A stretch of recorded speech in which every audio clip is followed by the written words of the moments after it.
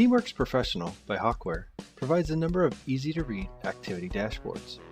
The main dashboard shows all activities related to the selected SOLIDWORKS PDM Professional Vault.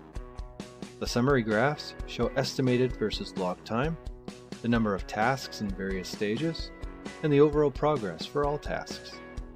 In addition, the recent task updates are listed, along with recent discussion updates and time logged by users.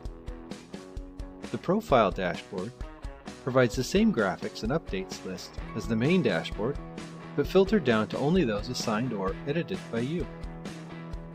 Each project will display a similar set of graphs and activity lists for the tasks, time, and milestones for each specific project.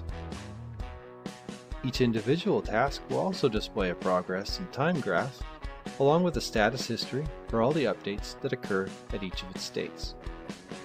Finally, the Team section provides similar dashboard reporting for each team member's activities.